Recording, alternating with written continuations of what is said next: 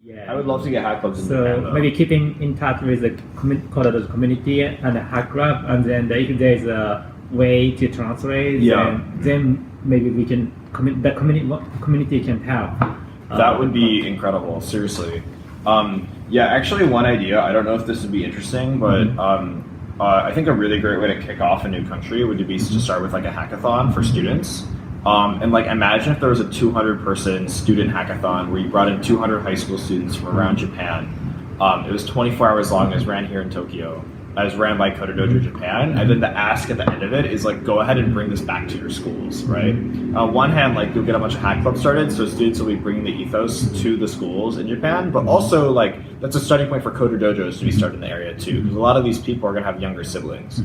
So I don't know if something like that would be interesting, but that would be like a great touch point to start collaborating, because like an event is like a very clear, very scoped thing to do, you know what I mean? Yeah. So like, yeah, we could raise the budget, so like we could then have like it might be cool to have like, yeah, if we did something like that, we could raise the budget to have like me come out, and we could also have like one of our students from like the US come out. Like we have this amazing, I'm actually like we have a lot of leaders that are like incredible, but one person in particular is Megan. She's a person here. Megan is like absolutely insane. She's 16 years old.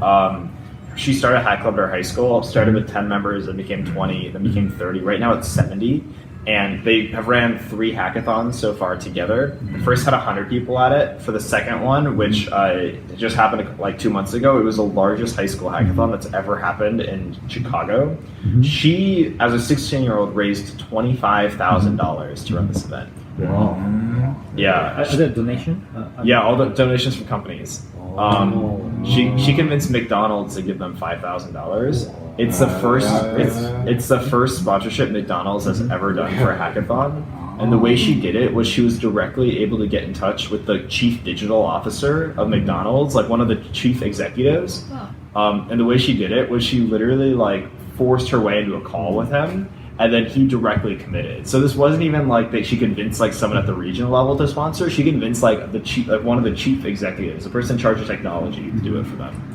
Amazing. I know, right? Like it'd be really cool to have one of our like amazing leaders come out too. Also, like one of the cool things I think about Hack Club, especially for the students like that once they start graduating, is that like this is a network that's going to support you when you're in university, but also when you decide you want to start your first company. Like we already have students in Hack Club that have gotten into Y Combinator and have gotten into Techstars, which are the 2 most prestigious startup accelerators in the US. And that's just going to keep happening. Like billion-dollar companies are going to come out of this. And imagine having like that sort of network, but from high school, you know?